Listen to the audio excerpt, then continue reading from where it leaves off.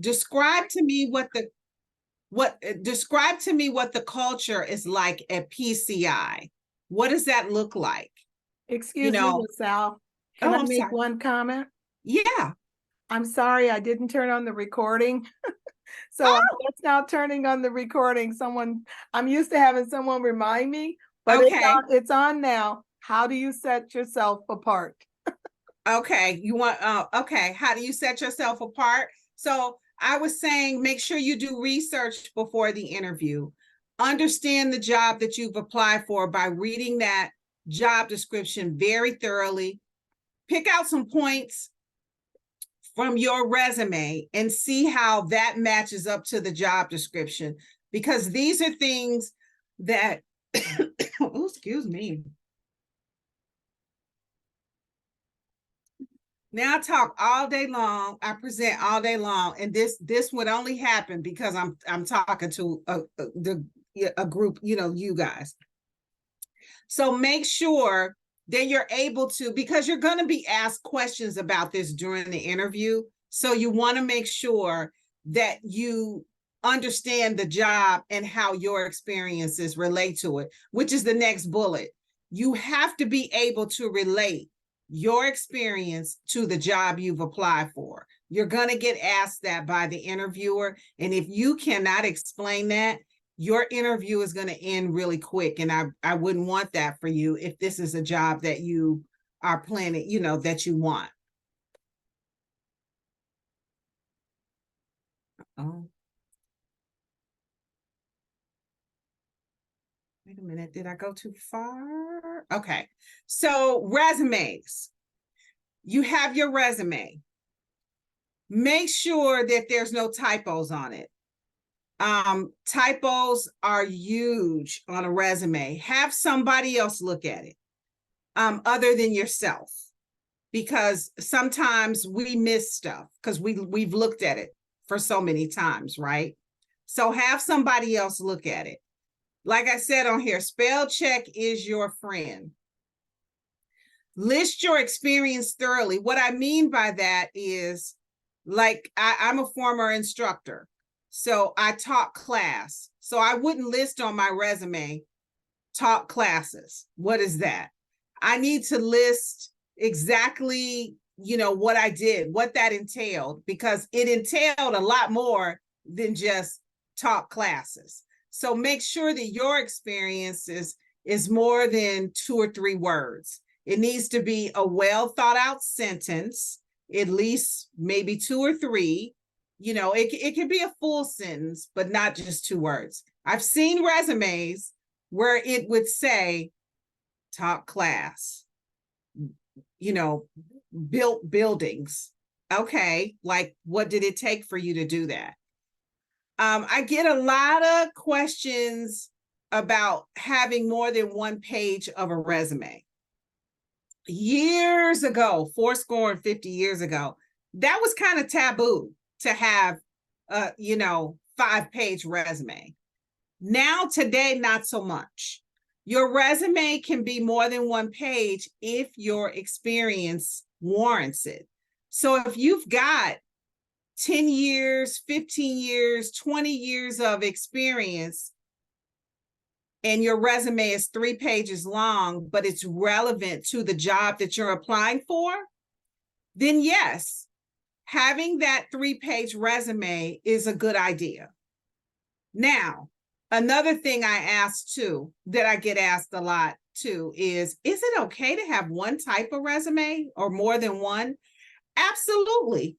I have 2 working resumes that I will work off, or that I have worked off.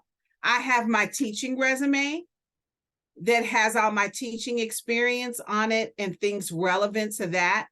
And then I have my HR resume that has all of my HR experience and recruiting experience. So you too can have more than 1 type of resume, and it's okay. Usually when I do that, in having more than 1 resume, you want to make sure that you work with someone that is very familiar with, the type of resume that you want to have that's different than one resume, than having just the one resume. You just want to make sure. I've applied for jobs where they've asked for all of my experience on one resume.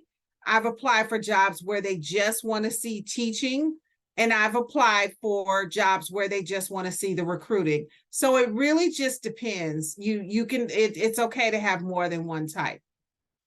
Use a good font size when you're constructing your resume. Using an 8-point font is going to make a recruiter like me not happy. As you can see, I have glasses. And looking at an 8-count font is not fun. So a good point of reference is 11 or 12 point. That's a good font. And Arial or Times New Roman is a good font to use because it's very uniform, it's very even. So those are good fonts and good font sizes to use. So keep that in mind. You also want to make sure that you keep your resume updated. Now, I've been with the company, I've been with PCI for a year and 3 months. I've been promoted twice. Both jobs are on my current resume. I keep my resume updated, and I suggest you do the same as well. So interviews. So you had your phone interview, and now they're saying, okay, we want to schedule an interview with you and the hiring manager. So now here we are. Your interview is either going to be in person or it's going to be online. And if it's online, it's going to be via Teams, which is a Microsoft product, or it's going to be via Zoom. Whichever it is, you need to make sure you're on time. Here at PCI, majority of our first line interviews are done through Teams. That's just what they've adapted to since COVID, and we haven't really changed back. The only time we'll bring somebody on site is for technical jobs like engineering and stuff like that, because once we get to like the final interview, they want to bring the candidate on site so they can touch it, see it, feel it. But whether your interview is in person or online, you want to make sure that you're professionally dressed, and then you want to make sure that you're on time. If your interview is online, you can click on the link well prior to your interview. I usually tell candidates to make sure that their their internet and all the technical stuff is working prior to getting on the interview. And so because I schedule all the interviews, I'll see candidates click on like 10 minutes prior and stuff like that. So, and that's totally fine. Once you get to the interview or get online for the interview, make sure that you are listening, like attentively listening. So what I mean by attentive, that as you're listening, you're jotting down notes, because the notes that you take may turn into a question that you may need to ask or want to ask, or maybe you want them to further expound on. So you want to make sure that you're listening really well to your interviewer as they're explaining the job and what the expectations are and things of that nature. Because what you don't want to do is listen to the interviewer say that, and then you ask a question and your interviewer says, well, I talked about that at the beginning of the interview. It's going to let them know, well, you weren't listening. So you want to make sure that you're listening and taking notes. You also want to make sure that the information that is on your resume, because the hiring manager is going to have that in front of him. So you want to make sure that you know the information that is on your resume. I mean, know it. Like, if you're asked a question about one of your jobs and why you left, and what were the, oh, I see you left XYZ company in July of 2023, and you don't have the information, you don't have your resume in front of you, or you just don't recall, because you haven't really studied the information that is on your resume. Know your resume, know what's on it, and be able to speak to it. I've had candidates where I've asked a question and they'll go, really? Is that what that said? I had a candidate in front of me lean in to look at the resume, to try to look at my copy of a resume. And I was just like floored, like, really? You don't know what you sent me? Like, you don't know what's on your resume? So don't be that person. Know what is on your resume, study your resume, and be able to speak to it, because this is the information that the hiring manager has about you. This is all they have. So what they're getting about you is through this resume and through the conversation that you're able to relate through your resume. So you've had one frontline interview with the recruiter. You've now had one interview with one hiring manager. That hiring manager may say, you know what, I like this conversation. You seem really, well versed. I think you'd be a great addition to the team. I'd like you to speak to a couple of my colleagues. And usually the recruiter is going to tell you what the process is at the beginning. They're going to tell you, you're going to go through 2 to 3 interviews before we get to a decision. So be prepared for that. Be prepared to at least talk to 2 to 3 people before getting to a final decision. That's usually what companies do now, because, they want to get other people's opinion and ask deeper, questions, just to make sure that it's going to be a fit for you and it's going to be a fit for them. You may also participate in what is called a panel interview, because people's time is valuable, right? So a lot of times what hiring managers will do is they'll have 3 or 4 of their colleagues talk to you at one time. Now, that sounds intimidating, and it's probably making you nervous, just me saying a panel interview of 3 or more people at one time. Don't let it intimidate you. Don't let it make you nervous. I remember my first panel interview, there were 7 people in the room, and I sat at the head of the table. Now, when I walked into that room, it was a little intimidating, but once I sat down and I took a breath, I said, all of these people can't talk to me at once. They can only ask me one question at one time. That has to be how this is going to go. And you know what? I was right. Panel interviews are just that. What it does is it gives everybody that is participating in the process a chance to ask a question. They usually will ask different questions. They usually don't ask the same questions. And while one is asking a question, another one is taking notes, so they get that question that was asked answered. So again, don't be intimidated by a panel interview. They can only ask one question at a time. And you just do just that. The person that asks the question, you look at them, you answer the question, and then you prepare yourself for the next question that is coming at you. And that is it. It's nothing else to it. It's just designed to kind of speed up the process, if you will. So now you've had your interviews, right? You've had your 3 interviews and an offer has come down, right? But even before you get to the offer, the recruiter at the beginning of the process is going to ask you, so what are you looking for in terms of salary? You have no idea how many people freeze up when I ask that question, and how many people skate around and don't want to answer me because it's like this taboo, like, oh my gosh, she's asking me what I want to be paid. Well, yeah, I'm asking you what you want to be paid, because I need to know if your salary fits with what we can afford. So yes, I asked that question up front before you even get to the interview process, because if you're outside of the range that we can pay, then I have to let you go. I have to say, you know what? That's great that you're looking for that. But unfortunately, that is way above what we could afford for this position. Keep looking at our website, and should an advanced position become available, you have my contact information, reach out to me.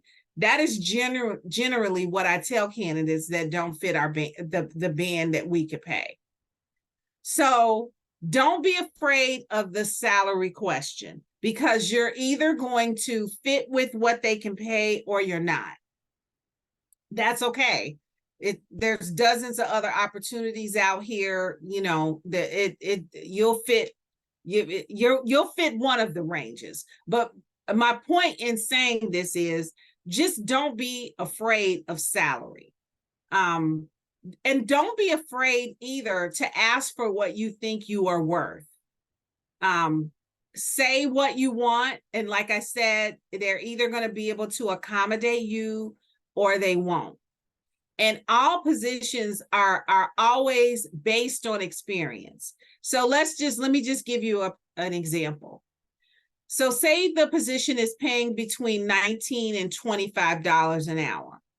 The $19 an hour is usually for people with very little experience, usually maybe 1 year experience, or maybe no experience, but maybe, you know, you interview well, the hiring manager likes you, and you know, they see the potential in you.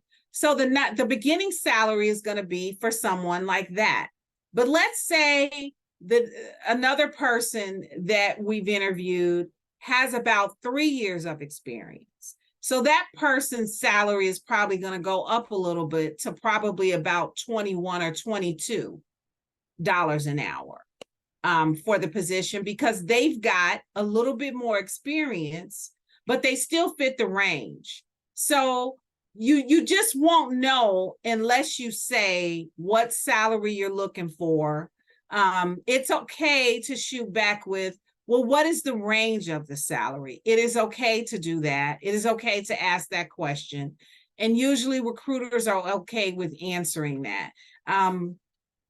There's a law that's coming out, and it's going by state to state, where all companies have to post salaries. I think California is going to be the first state, if they're not already doing it. I know Illinois is gearing up for it, but it's coming, because what the Department of Labor is saying, that in order to be competitive, companies, well, no, not companies, but candidates need to know what companies are paying, so that there's no surprises or anything like that. So again, don't be afraid to ask for what you think you're worth, and companies usually pay based on experience. Like I said, if they ask you what your salary requirements are, say it. Don't be afraid of the salary word.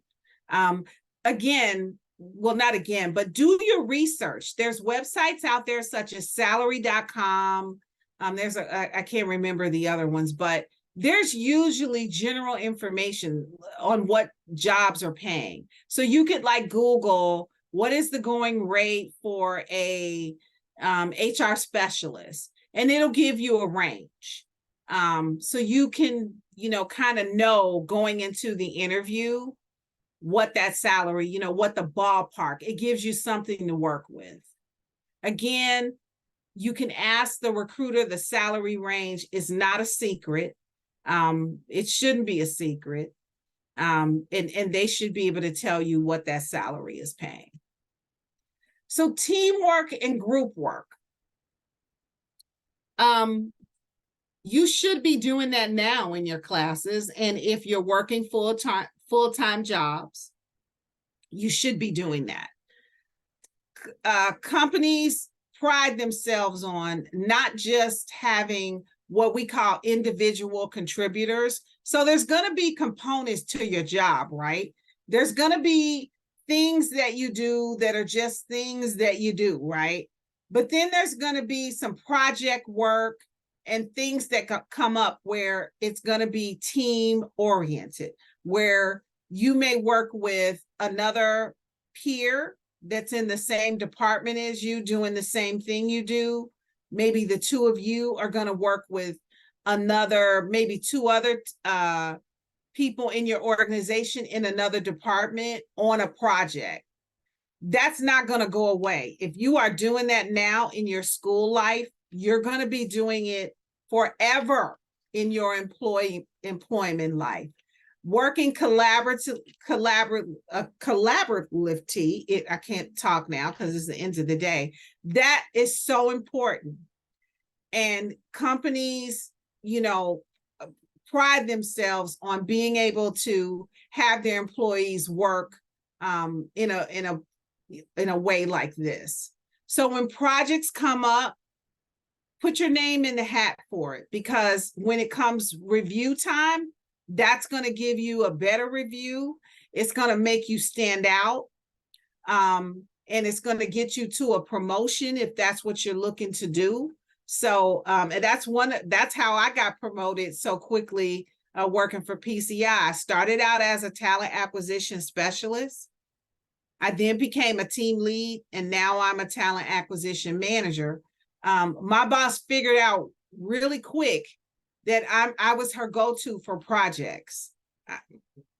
Nobody else was kind of raising their hand on it, and it was just, I knew it had to get done. So, but no, I really like it anyway. I kind of like collabing and working with other groups and stuff like that. So you'll find real quick what your niche is in terms of working with your other peers and people in other departments and stuff like that. You'll find really quick what your niche is. My advice to you is, when you figure that out, continue to do it. Continue to do it. And when you're in these groups, be a good listener. That's going to be so important, is listening and speaking up when you're asked to speak up. No idea is a bad idea. If you see a better way to do something, raise your hand, because a lot of times upper management, they're not in the trenches like we are, right? We're in the trenches, we're doing the work. So a lot of times they're relying on us to be able to tell them, you know what? No one's probably thinking of this, but we should probably think about A, B, and C when we do the process this way. That's going to go so far for you. It's going to get you so many type of accolades. So, make sure that you always raise your hand when you have a good idea or something that can be done in a more efficient way. Companies love that. Now that you're on this team, all eyes are on the team. So there's no I in team, it's team. It's not me, it's the team. If somebody is failing to do their part, trust me, management will find out, and they'll deal with that accordingly. Don't look at it as though, well, I did all the work and so didn't do anything. Nope. Do what you need to do to keep the team afloat, floating. And if somebody isn't handling their part of the deal, trust me, management will find out real quick, and they'll deal with that accordingly. But as a general rule, it's not just I are failing, it's the whole team is failing. So if you have to be that person to pull that other person to the side and say, hey, I noticed the last couple of times, when we, you missed the mark on this, or you didn't quite contribute your part, is this something I can help you with? Sometimes you just have to be that person, but don't think that that's going to go unnoticed, because it won't. What this is going to do for you long term, what it's going to do for your resume or just for your career in general, you'll be able to speak about this. You'll be able to speak about your experiences in working on a team. You'll be able to talk about what you did and how you were able to help make the project successful. The reason why this is so important, and I wanted to shed some light on this, is because when you're in an interview, you're going to get a question about this. And that question will go, well, tell me about a time when you worked on a group project. And they'll either phrase that question where it may kind of be in a negative light and you have to show, what you did to bring it around, or it may be a question in a positive light and you have to talk about, what you did on the team that made the project successful. So my advice to you is make sure that when you participate in these type of group works and teamwork opportunities, that you are able to keep good notes about it, and that you're able to put it on your resume, and that you're able to speak to it, because you're going to get a question about it probably in the second interview if you make it to the second round of interviews. So it's really important that you participate and that you understand the dynamic and how important it is. So that's it. That's all that I have. Liz, did you want me to go through these questions, or do you want them to ask some questions? Yeah, let's see if they have some. And okay. if they don't have any, then we have some. Okay, yep, we do. I have them. So who would like to start first? I'm going to plug my laptop in because I see I'm getting slow. So I'm going to stop my video for a moment. I'll be right back.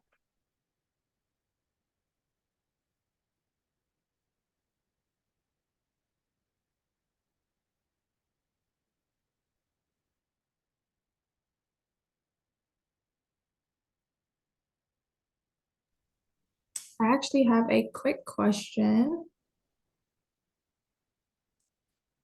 Alrighty, so my question is, when it came to resumes, you spoke about sometimes it's okay if your resume is too long, and it used to be maybe a one-pager was the norm.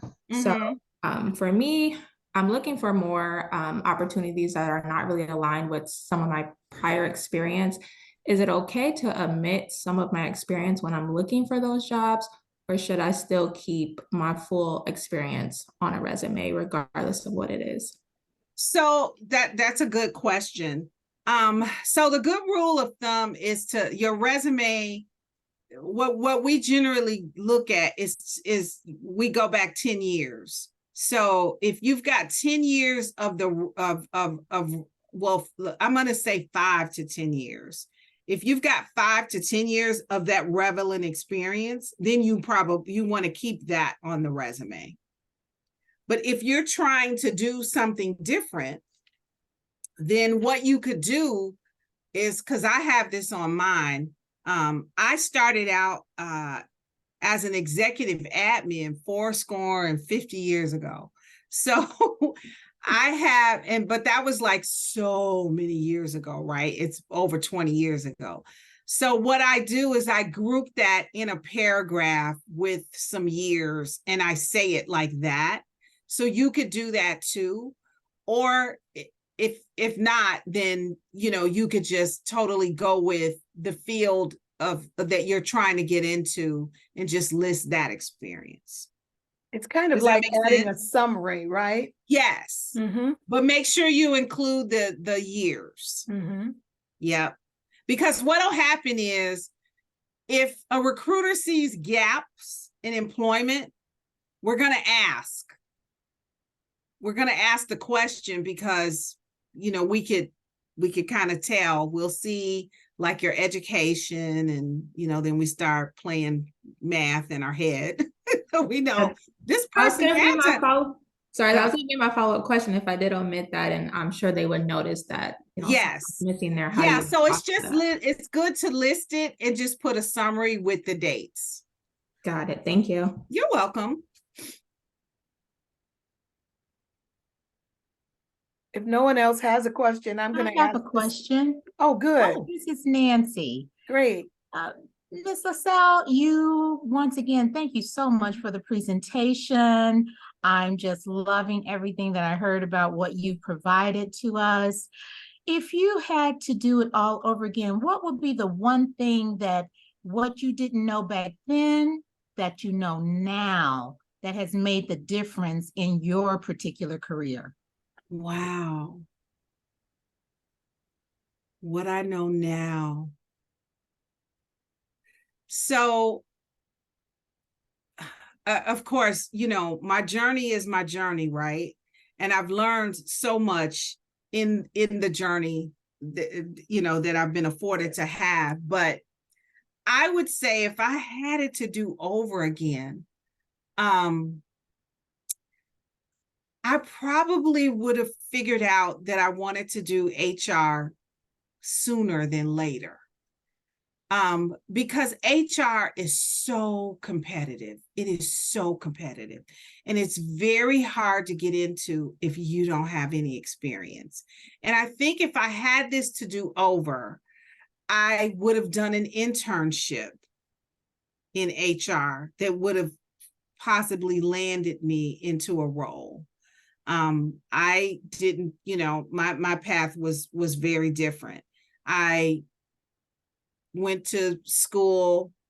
Then I, took some time off. And then when I went back to school, well, most of my years was in the executive admin world. So I did that for a number of years. And then when I went back to school, I realized, well, when I was in the executive admin world, I realized then that I kind of got the HR bug. So I got the HR bug. And when I was trying to get in, I couldn't because I didn't have any HR experience. And then they kept saying, oh, you need a degree. Oh, you need a degree. So I went back to school and I got the undergrad degree. So then I got the undergrad degree and I was able to parlay myself into an admin role in HR. But if I had it to do over again, I would have, some kind of way, I probably I would do things that I now advise college students to do when they first go to college, is utilize your, the advisors, right? The career centers and the advisors, and kind of figure out what you want to do before you graduate. I wish I had have done that. And I say that, that may not always fit everybody's plan because, college is expensive. Some of us right out of high school started working first and then went to college and stuff like that. I realize all of that.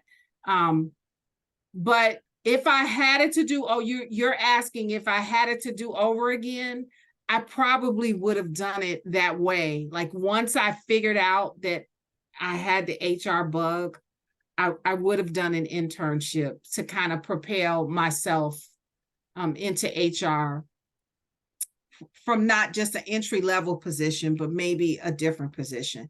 Because I started out in the entry-level world and I had to work my way up, which is nothing wrong with that. No, it's not. You didn't ask the question.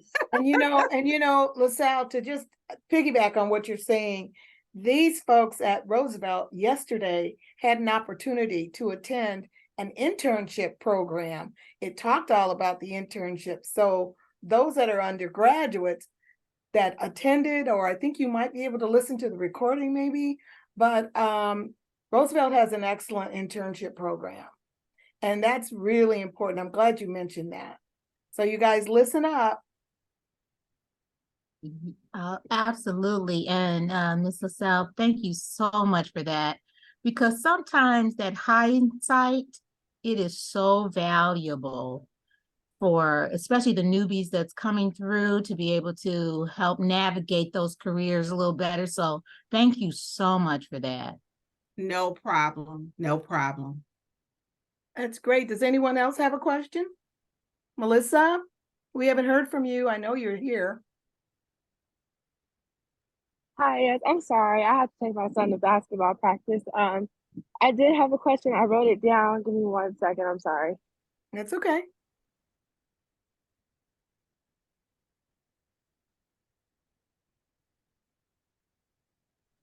Okay, so I know you talked about negotiating your salary.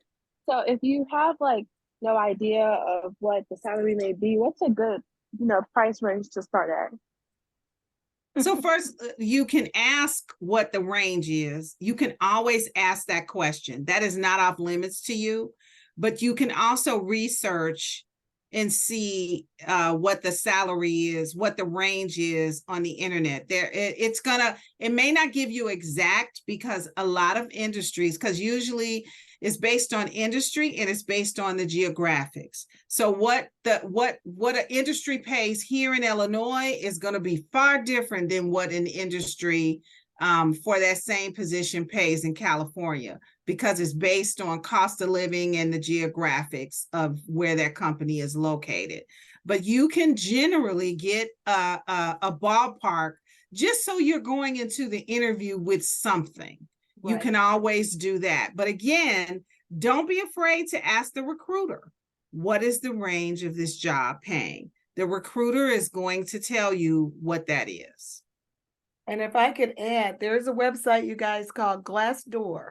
Yes. Glassdoor.com. Always look your company up on them. You can get a lot of information on Glassdoor about the company. Mm-hmm. So also, as she mentioned, go to the website and look at the very bottom of the website, get the number of employees, find out what the dress is. Is it a traditional company? You guys know about this because we've already covered that in this class. What kind of company is it? Do you fit the mold? And if so, now you want to know what the salary is, go to Glassdoor or salary.com. Those are very good websites.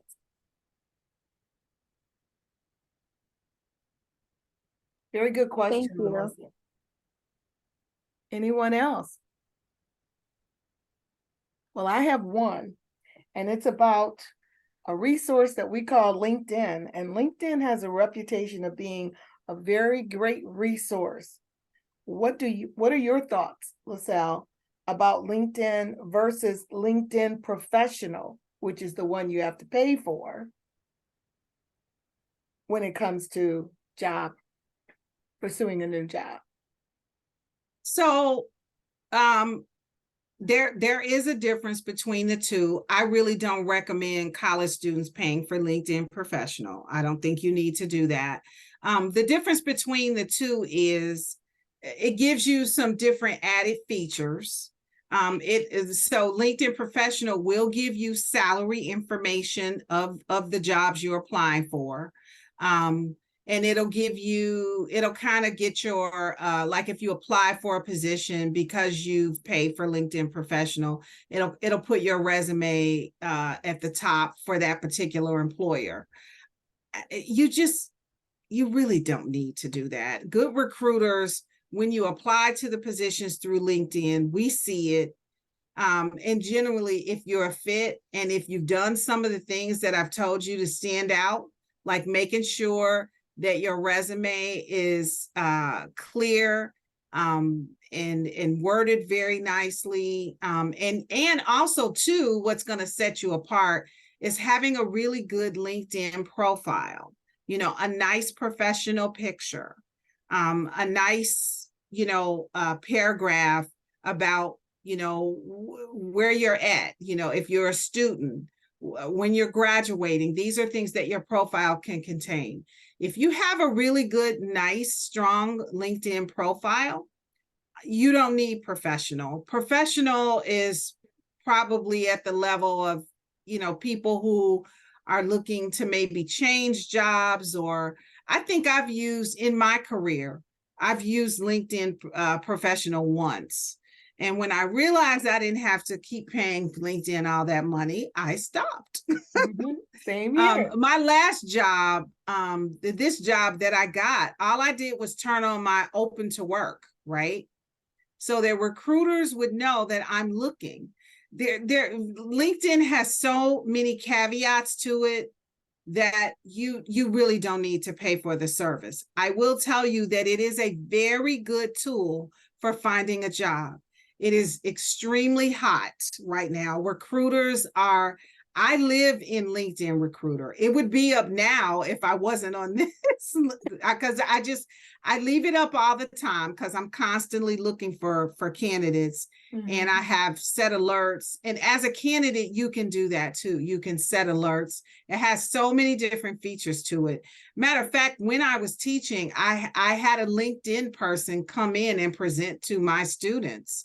And he gave out a one pager that, if I find that, Liz, I'll send it to you so you can Okay, share with yeah, your that would be students. great. And you Yeah, know what I was gonna I gotta say. do some digging to find it, but Oh, I'll see take if I your can time. find it. But it is such a, it was so great. The students were really, really they were grateful to have that, because it gave tips and tricks on, you know, do's and don'ts, and on how to set up your profile and to make sure that you're getting looked at with recruiters. So Right. yeah, you Well, don't need LinkedIn professional. Two things. Roosevelt had a LinkedIn presenter, Oh, which was great. And okay. also, I used LinkedIn when I was hiring teachers.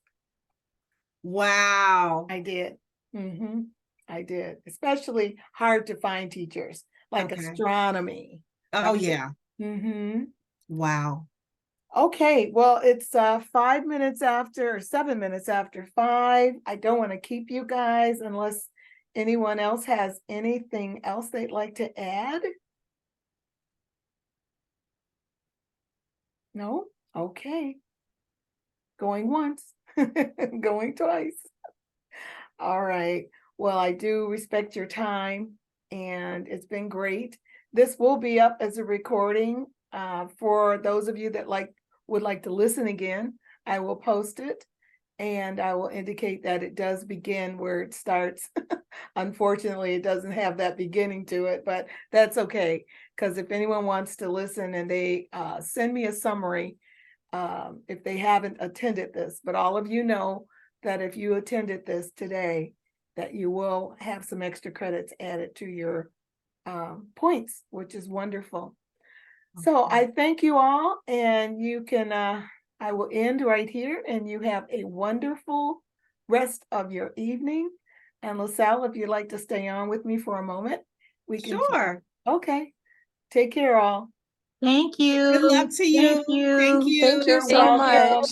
Thank You're you, both of you, welcome. very much. Kayla, if you'd like to call me, that would be great. Okay, I'll give you a call in a little bit. Thank you. Okay, thank you.